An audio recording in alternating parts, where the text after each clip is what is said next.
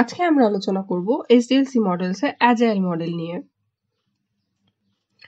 আজকের পাঠে থাকছে Agile মডেলটা আসলে কি, different phases of Agile model, when to use Agile model, advantages and disadvantages of Agile model. The Agile model. Agile মডেলটা আসলে combination of iterative and incremental process model. Agile মডেলটা iterative ওয়েতে কাজ করে আর ইনক্রিমেন্টাল প্রসেস বলছি আমরা এই কারণে যে আমরা ইনক্রিমেন্টাল প্রসেসে যে দেখেছিলাম যে প্রত্যেকটা ইনক্রিমেন্ট শেষে আমরা একটা সাব প্রজেক্ট পাচ্ছি, সেম ওয়েতে অ্যাজাইল মডেলেও আমাদের ইটারেটিভ ওয়েতে আমরা একটা ইনক্রিমেন্ট শেষ করি এবং একটা সাব প্রজেক্ট পেয়ে থাকি। তারপরে আবার কাস্টমারের রিকোয়ারমেন্টস অনুযায়ী, তাদের ফিডব্যাক অনুযায়ী নতুন একটা ইনক্রিমেন্ট শুরু হয় ইটারেটিভ ওয়েতে। অ্যাজাইল মেথড প্রজেক্টটাকে ছোট ছোট ইনক্রিমেন্টাল বিল্ডসে ভাগ করে দেয় আর সেই বিল্ডস গুলো ইটারেটিভ ওয়েতে কাজ করে। এক একটা ইটারেশন প্রায় 1 থেকে 3 সপ্তাহ হয়ে থাকে। প্রত্যেকটা ইটারেশনে কি থাকে, ক্রস ফাংশনাল টিমস ইনভলভ থাকে। অ্যাজাইল মডেলে এভাবে কাজ করে না যে একটা টিম আছে, সেই টিমের মধ্যে একজন ব্যাক এন্ডেরও কাজ জানে, ফ্রন্ট এন্ডেরও কাজ জানে, তাহলে সেই দুইটা কাজ করবে, সেইভাবে কাজ করে না আসলে।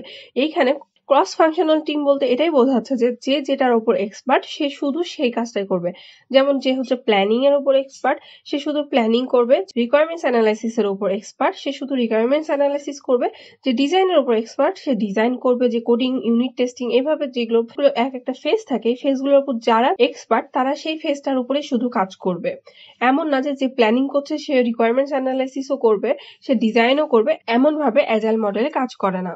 আর এই ইটারেশন শেষে যে আমরা সাব প্রোডাক্ট পাই, সেটাকে কি করা হয়, আমাদের কাস্টমারদের কাছে, আমাদের ইম্পর্টেন্ট স্টেক হোল্ডারদের কাছে ডিসপ্লে করা হয় এবং তাদের ফিডব্যাক বা রিভিউ নেওয়া হয় যে তারা আর কি ধরনের ফাংশনালিটি চাচ্ছে, তাদের এনভায়রনমেন্টে আর কি ধরনের ফাংশনালিটি হলে তারা ভালো মতো কাজ করতে পারবে, বিভিন্ন ধরনের ফিডব্যাক তারা দিয়ে থাকে।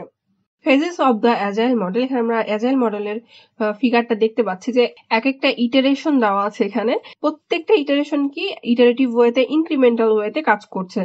একটা ইটারেশন শেষে আমরা যে একটা সাব প্রোডাক্ট পাচ্ছি, সেটার উপরে আমরা আবার কি করছি, কাস্টমারদের কাছ থেকে আবার ফিডব্যাক নিচ্ছি এবং সেই অনুযায়ী আবার হচ্ছে আর একটা ইটারেশন শুরু হচ্ছে, আবার আমরা সাব প্রোডাক্ট পাচ্ছি, আবার আমাদের এনভায়রনমেন্ট, আমাদের মার্কেট প্লেসের প্রয়োজন অনুযায়ী, কাস্টমার নিডস অনুযায়ী আবার কোনো চেঞ্জ দরকার হলে সেগুলো করা হচ্ছে, আবার একটা ইটারেশন শেষ হচ্ছে। এভাবে এই ইটারেশন গুলো চলতে থাকছে। When to use Agile model? যখন হুটহাট কোনো চেঞ্জের প্রয়োজন হবে আমাদের সফটওয়্যারের, তখন আমরা কি করব, অ্যাজাইল মডেলটা ইউজ করব। কারণ অ্যাজাইল মডেলে আমাদের এই স্বাধীনতাটা আছে যে আমরা যে কোনো সময় যে কোনো ফিচার্স চেঞ্জ করতে পারবো খুব ইজিলি, এবং খুব অল্প খরচের সাথে সাথে আমাদের খুব অল্প সময়ের মধ্যে এই কাজটা আমাদের ডেভেলপাররা করে থাকে। কাজটা করার জন্য অনেক সময় খুব অল্প দিন বা অল্প ঘন্টা দরকার হয়ে থাকে সেই কাজটা ইমপ্লিমেন্ট করার জন্য। আর যখন আমাদের highly qualified and experience team আমাদের কাছে অ্যাভেলেবল থাকবে আর আমাদের প্রজেক্টটা স্মল হবে, তখন আমরা এই অ্যাজাইল মডেলটা ইউজ করব।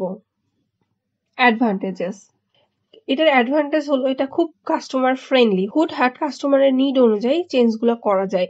কাস্টমার্স, ডেভেলপার্স অ্যান্ড টেস্টারদের মধ্যে একটা কনস্ট্যান্টলি ইন্টারাকশন থাকে একে অপরের সাথে, আর খুব অল্প সময়ের মধ্যে এই সাব প্রজেক্ট গুলা কাস্টমারদের কাছে ডেলিভারি করা যায়। সেজন্য এটা খুবই একটা গুরুত্বপূর্ণ একটা মডেল। এটা একটা রিয়েলিস্টিক অ্যাপ্রোচ সফটওয়্যার ডেভেলপমেন্টের ক্ষেত্রে, যেটা আমরা আগেই বলে আসলাম যে আমাদের এখানে team work and cross training হচ্ছে প্রমোট করছে। কারণ এখানে প্রত্যেকটা টিম মেম্বার যারা যেটাতে এক্সপার্ট তারা সেটা নিয়েই কাজ করে থাকে। এই মডেলটাতে কাজ করার জন্য আমাদের রিসোর্স খুব কম হলেও চলে, যে কোনো সময় আমরা সেগুলোকে চেঞ্জ করতে পারি, ফিক্স করতে পারি, আর এটা খুব ইজি টু ম্যানেজ। আর আমাদের ডেভেলপারদেরকে সেই ফ্লেক্সিবিলিটিটা দেয়, যদি তাদের যে কোনো সময় প্রয়োজন হয় কোনো কিছু চেঞ্জ করার, কোনো নতুন ফাংশন অ্যাড করার, সেটা তারা খুব ইজিলি করতে পারে, খুব অল্প সময়ের মধ্যে করতে পারে।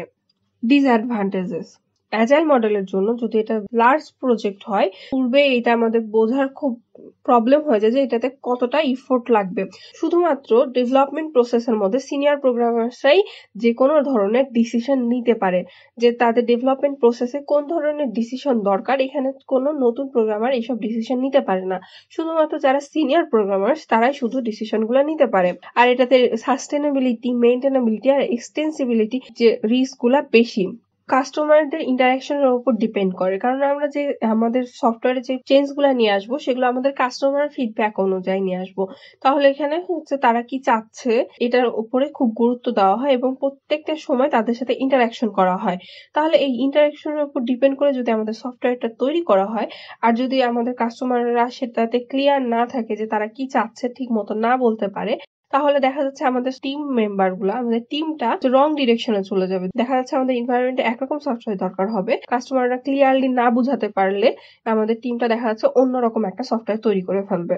যেহেতু এখানে ডকুমেন্টেশনের অভাব থাকে, তাহলে যদি এই টেকনোলজিটা ট্রান্সফার করা হয় কোনো নতুন টিমের কাছে, তাদের জন্য এটা খুব চ্যালেঞ্জিং হয়ে যাবে যে তারা এটা নিয়ে কিভাবে কি কাজ করবে। তো এই ছিল আজকের মতো। Thank you for watching this video.